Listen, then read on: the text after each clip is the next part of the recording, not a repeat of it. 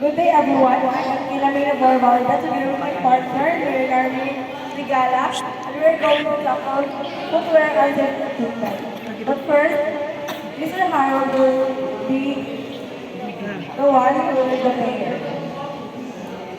Okay, so stand everyone. Yeah.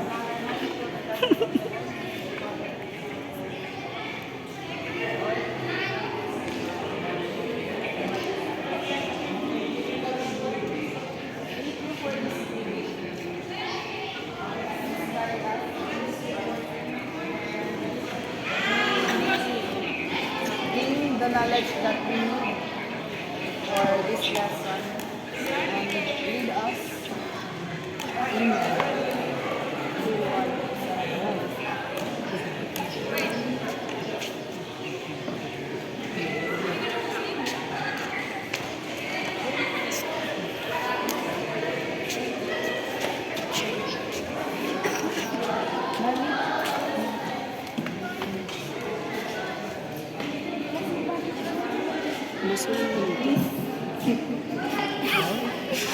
what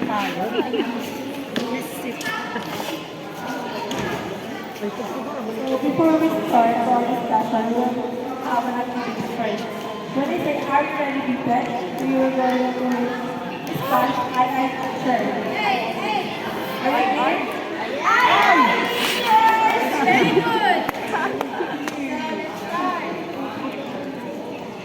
Are you ready?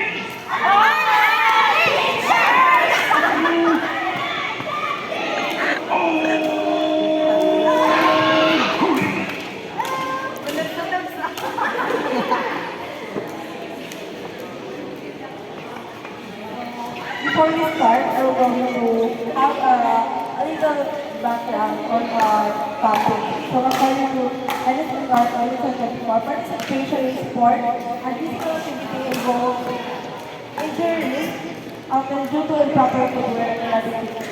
Protective gear. When we say improper footwear, it is like, for example, mga athletes na nasusuot ng mga shoes na hindi naman incorporate sa sports na nilalaro nila. Ano yun sila naman inadigate sa pagkukulang ng ano. For example, maglalaro na mga taekwondo, di ba, kailangan kasi may mga gear tayo yung ginagamit siya. Yun kasi inadigate kulang sa mga protective gear na ginagamit. Kaya, ikakawin ng tanong injury. So, explain the exercise. Inside the classroom. So, here are the mechanics. Wow. This game called puzzle. So, the class will be divided into two groups. So, each team will form a line and first person will be the first one to play. So, there are puzzle words in front of you that you will already set face it on Waray ko the instant. board. And the group who get the highest score will be the winner. So, start the counting, Mr. Correa.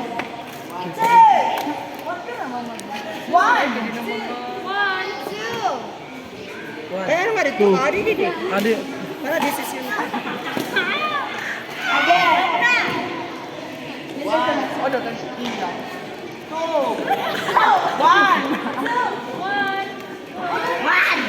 One.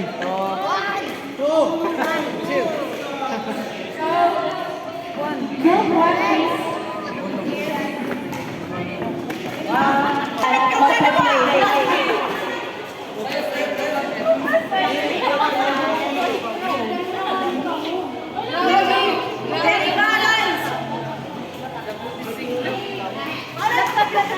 So, we have here double letter. Yes, according to the picture. Ano yung mga ano kayo ba? Yes, yung picture. Yung word na dito. So, this is formalize.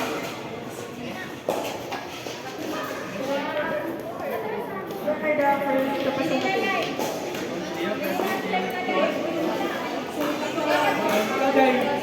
Yung group ko, guys, ito.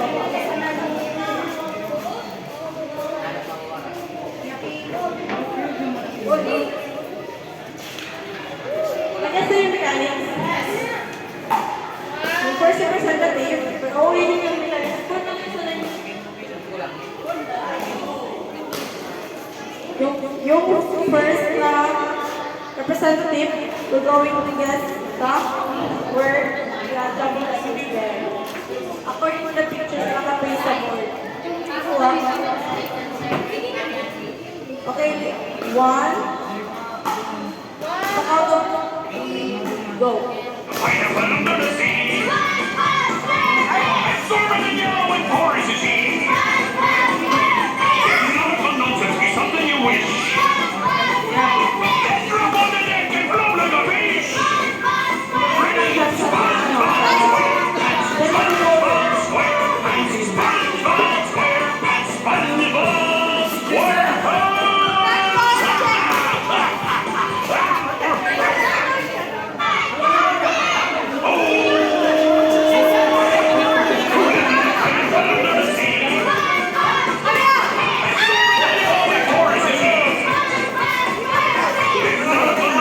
Something you wish.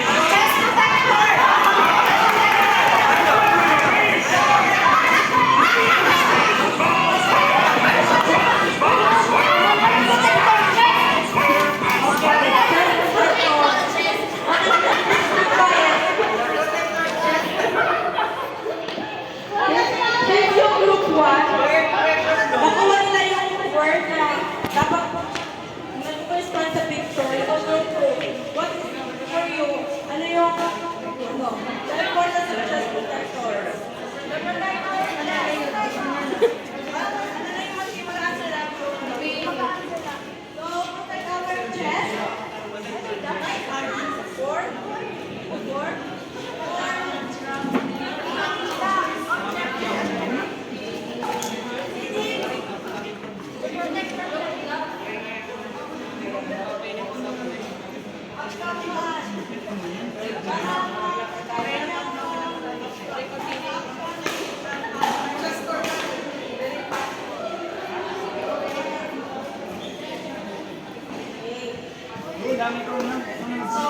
When we say chest protector, it is mostly used in martial arts.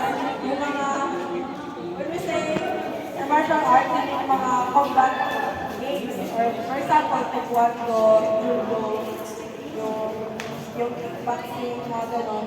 Makabilang sila sa martial art, which is yung important naman na protector is to protect chest and ribs from stroke, back of strikes, kasi back sa, ano, sa kickboxing,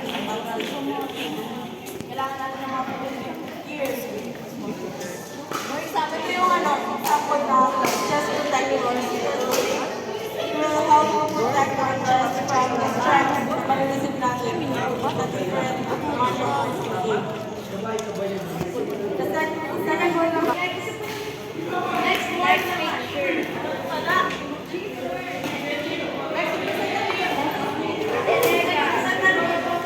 Go to your lines. White line? White line.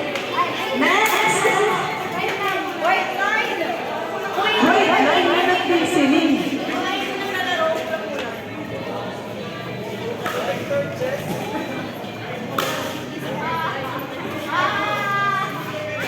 SpongeBob SquarePants.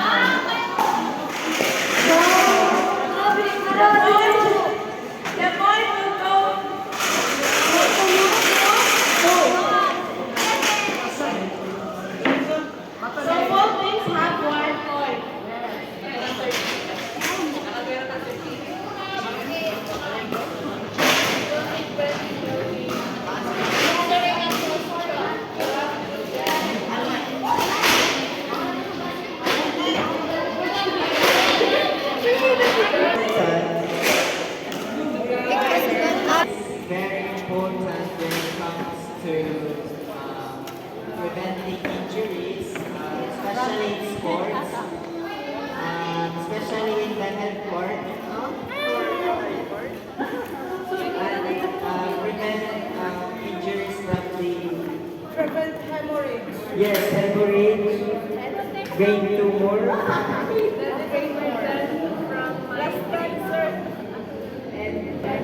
Para na rin mag-recruit mo? Next recruit. Ball and cycling to reduce the risk of traumatic brain injury by water and chemical hazards. So, example sports, helmets are there are different helmets for different sports. So, cycling is the first one. So, we mostly see this in elementary school.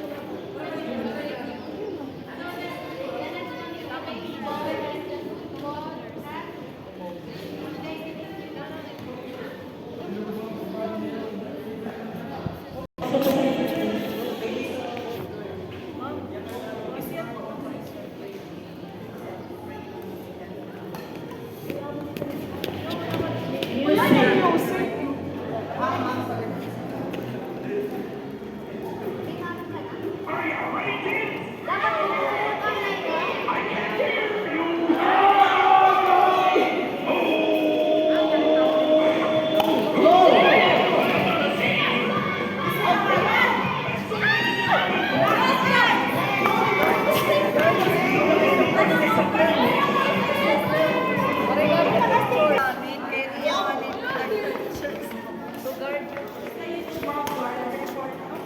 Your mouth shut.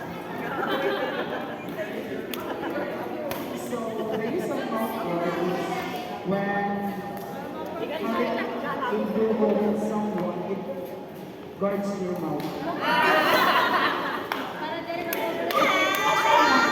It guards your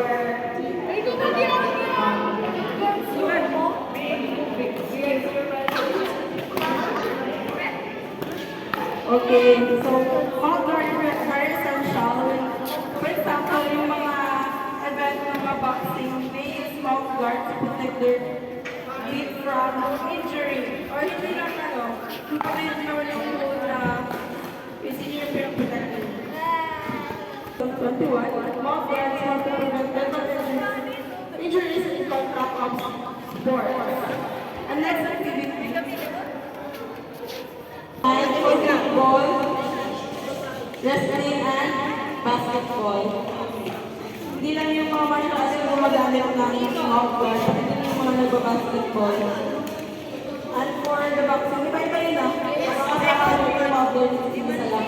Ako ano, naka-separate yun. Baka depende sa mga sports.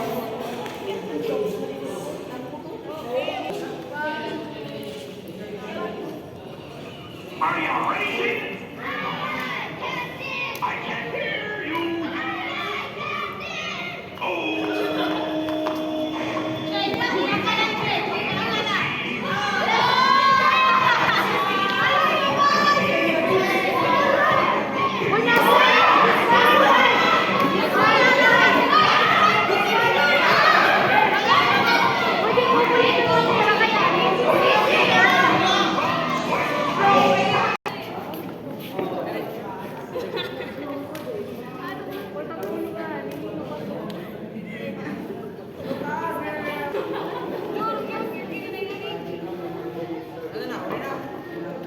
Question.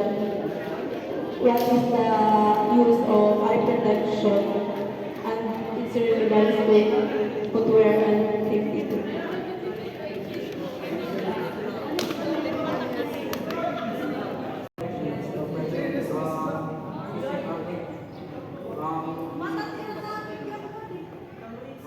Eye contact, for example, eye contact sports, tapos nagamit yung swimming, o prevent para dahil sa na nakapwarta ka. National Science Institute 2022 eye protection is crucial in sports like racquetball and hockey to prevent eye injuries.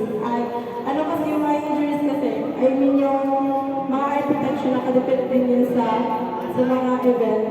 For example, swimming. Diba? We're going to use goggles sa swimming. Or sa cycling naman, may mga glasses naman na for cycling lang. So here are the examples. It's volleyball. For cycling, diba? Yung ano yung ginagamit sa cycling na eye protection, pero hindi siya gamitin sa mga runners. Ito naman for swimming, yung goggles. Pag nag-wimmer Balot ka na ayam.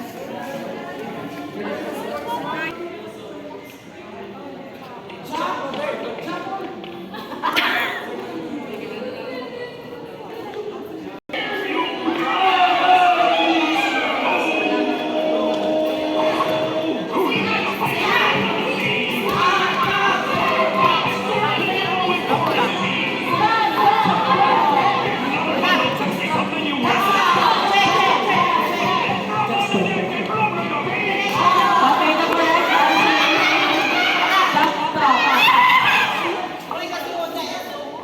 Nanunod ko kasi kamo. So, the winner is Group 1. Use to provide support and protection to the male genital area. In high-impact sports by using it. So, it's a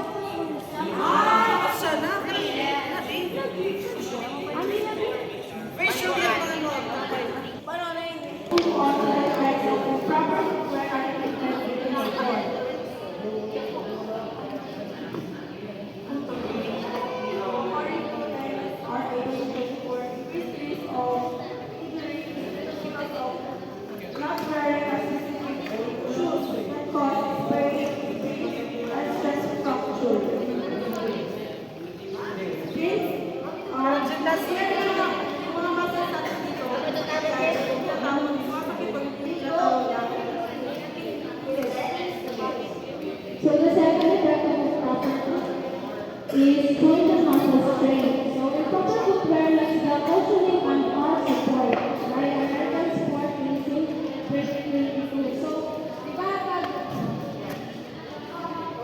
improper footwear sa gabisan kan cycling, training, kan driving, ang ating mga muscles sa atong foot nagkakaroon strain.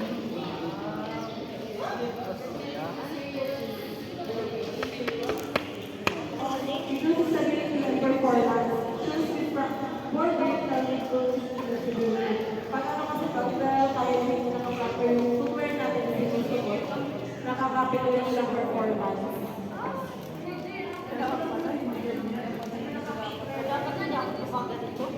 And the last one is it has a long-term health issues like repeated use of footwear can result in condition. So, di ba pag overuse na yung footwear na pag overuse na yung footwear nakaka-affect na gapirado, pwede magkaroon na ng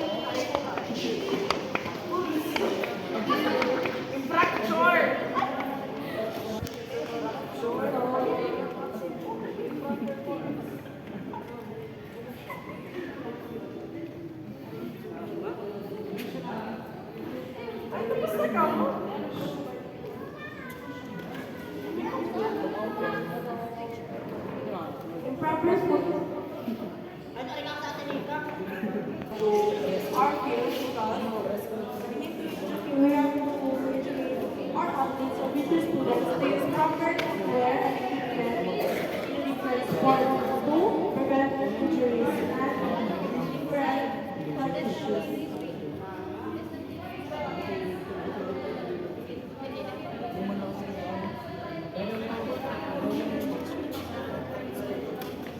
So for our related journal articles, we have first mechanisms of anterior cruciate ligament injury by Body et al. 2003, and the next one is the role of protective equipment to reduce sport injuries, a study on American football and soccer 2008, and the next one is the impact of protective equipment on injury prevention and sport by Tarlanco J. 2025. So our references is from American Dental Association,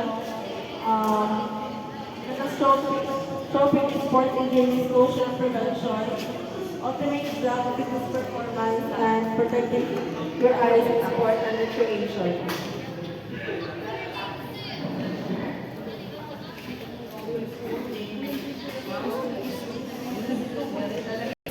We would like to acknowledge the presence of our professor, Professor Martin Fontanosa. Sir, thank you.